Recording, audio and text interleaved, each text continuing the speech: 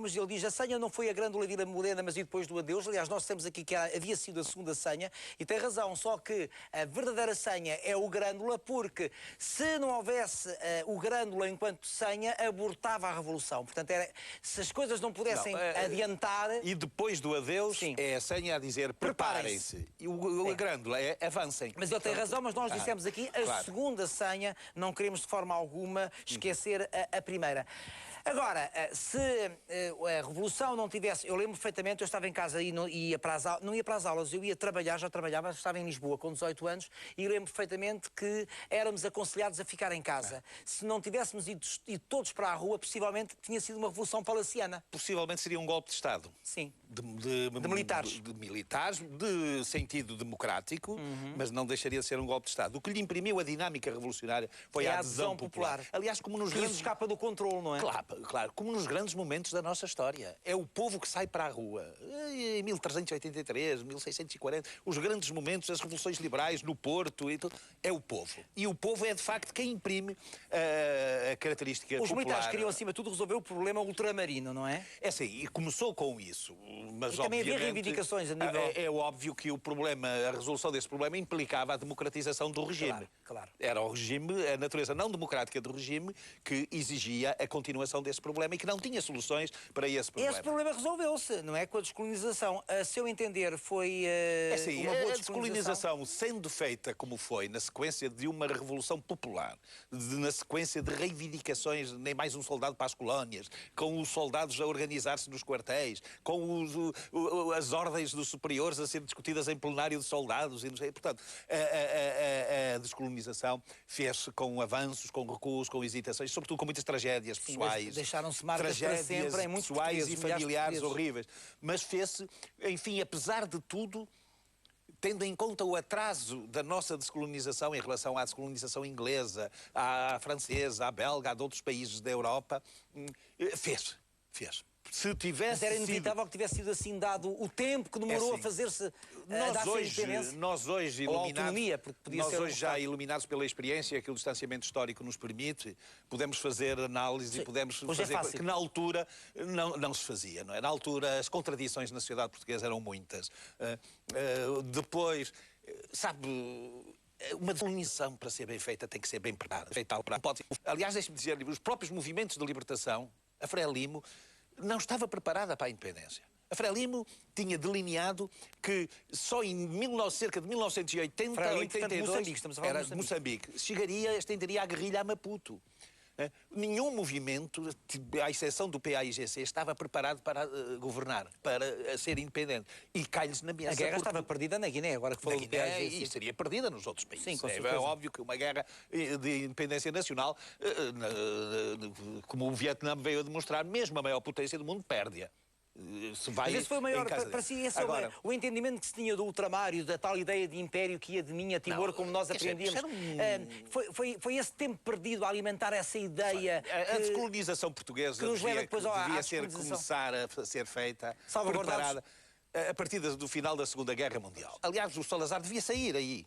Se ele tivesse saído, seria um herói nacional hoje. Porque até aí ele tinha cumprido um papel importante. O Estado Novo fez coisas importantes. Claro. Devia ter saído com a democratização, devia ter havido uma renovação do regime, devia aparecer novos dirigentes.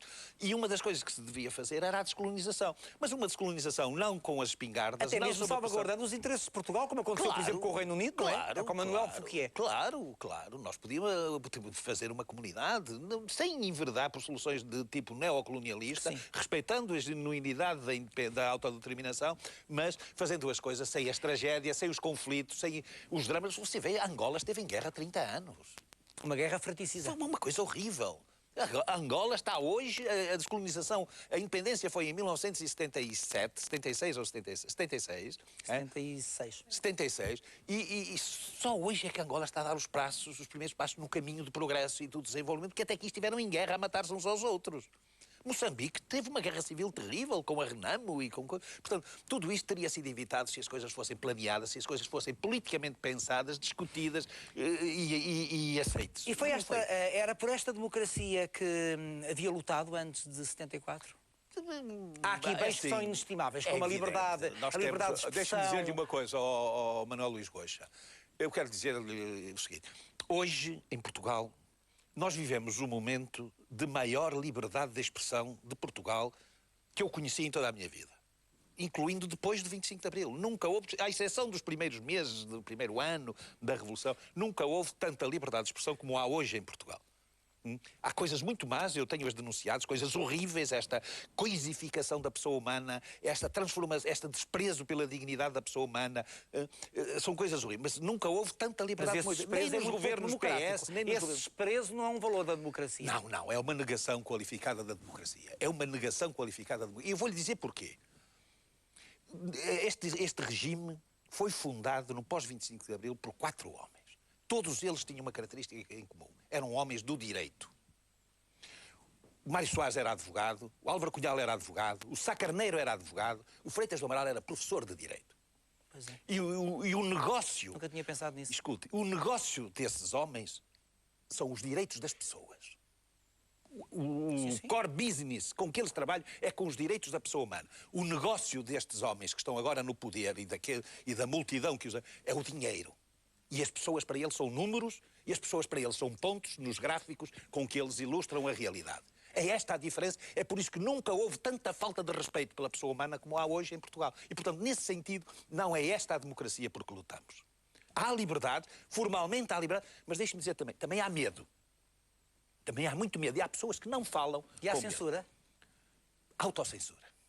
Autocensura. As pessoas automutilam-se na cidadania e na sua própria liberdade. Rende com mais... medo, com medo. Com medo. Porque a ditadura cobrava o seu preço aos homens que ousavam ser livres. Aos homens e mulheres que ousavam ser livres. Eram presos, eram perseguidos, eram até mortos. Muitos foram mortos. Sim, também há mortos. Mas a democracia também cobra. E muitas pessoas não falam com medo de perder o emprego, com medo de estragar a carreira profissional, com medo de tirar o pão dos filhos. E isto é uma negação qualificada da democracia. O debate público deve ser incentivado e não deve ser castrado.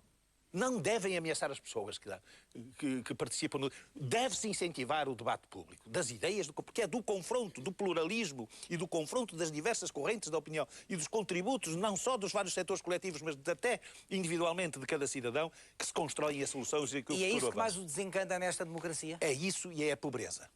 O 25 que também é uma negação da democracia. Da democracia e da liberdade, porque não há liberdade com o estômago vazio, não há liberdade com as necessidades por satisfazer. E não houve, depois do 25 de Abril, um combate sério à pobreza. E os partidos, todos os partidos, deviam estabelecer um consenso nacional para combater a pobreza. Porque os economistas, essa pleiade que agora domina, e os financeiros, dizem que o combate à pobreza se faz com o desenvolvimento. E eu digo ao contrário. Nós, os juristas, dizemos o contrário. O combate à pobreza é em si mesmo um fator de desenvolvimento. Como, aliás, demonstrou o presidente Lula no Brasil e outros governos na América Latina. Combater a pobreza gera desenvolvimento. E o que este governo, infelizmente, nos diz é que temos que empobrecer para desenvolver. Isto é que é o absurdo. O movimento e tudo aquilo que aconteceu no Brasil com Lula, eu não estou a tirar mérito ao exemplo de Lula da Silva, que terá sido certamente o presidente mais espetacular dos últimos anos, talvez até dos mais espetaculares de toda a história do Brasil, mas Fernando Henrique Cardoso começa ali também... Aí é o Fernando Henrique que abre as portas. As bases estão lançadas por Fernando Henrique Cardoso. A história vai registrar o lugar esquecemos muito o papel de Fernando Henrique Cardoso. O Lula, de facto, estabeleceu programas de combate à pobreza. Aquele programa Fome Zero. Sim. É de uma coragem. Mas as bases estão lançadas atrás. Tudo. Sobretudo pelo equilíbrio financeiro e pela valorização do real. Esquecemos muito Fernando Henrique Cardoso. Eu vou ao Brasil frequentemente. A inflação era 2 dígitos. Ou melhor, era 3 dígitos ao ano. Chegava a ser 3 dígitos ao ano, a inflação. 3 dígitos. Portanto, era uma coisa horrível. Portanto, a democracia falhou aqui. Em seu entender, como é que se combate a pobreza?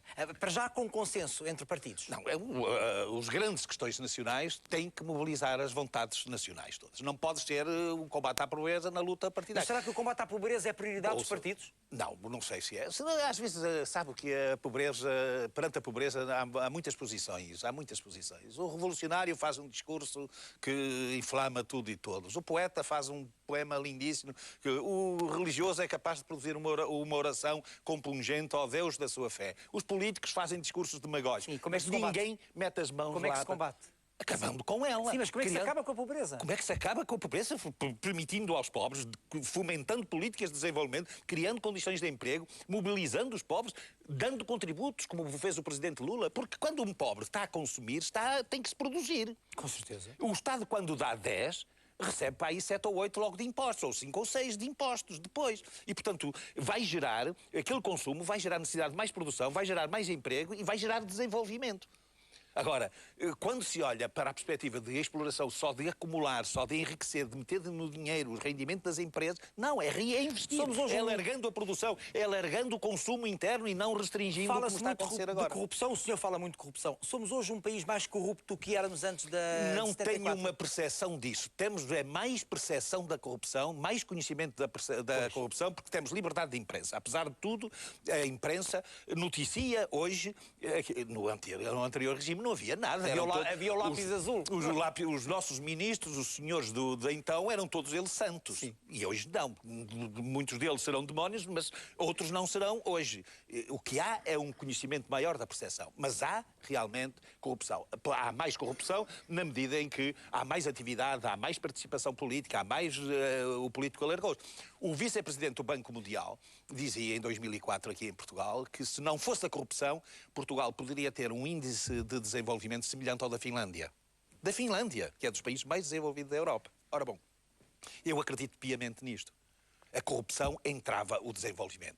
A corrupção entorpece o país. A corrupção distorce as regras do mercado, porque através da corrupção não é só o corrupto decide mal pelo dinheiro que vai receber de retorno. Paga mais para receber uma parte como comissão. É que distorce as regras da concorrência no próprio mercado. A empresa que triunfa não é a que produz mais, não é a que produz melhor, não é a que produz mais barato, é aquela que paga a maior comissão ao político que decide ou ao decisor que lhe dá a decisão que ele quer. E, entretanto, perdeu-se a qualidade dos protagonistas da democracia? Diminuiu muito. Hoje a política é um carreirismo, nós vemos muitas das pessoas, sobretudo a multidão de clientes à volta dos partidos. É assustador, é assustador. Mas sempre houve clientelas. Sim, mas hoje é assustador, porque eles atiram-se como gato a bofa aos lugares do Estado. As pessoas são nomeadas não pelas suas competências, não pelas suas qualificações, mas pelos serviços que prestaram a quem os vai nomear, pelos cartazes que colaram, pelas reuniões que fizeram, pelos apoios que deram nas tricas internas dos partidos. Hoje nós vemos pessoas aí que não valem nada, mas aparecem e gostam de voltar à terra com o carro preto, com a coisa... É horrível isto é de um provincianismo. Além do mais, é de um provincianismo. Nenhum partido é capaz. Mas também não há democracia sem partidos. Não, claro que não. Mas então como é que se pode reinventar democratizando os partidos, democratizá-los e fazendo com que as escolhas incidam sobre os melhores.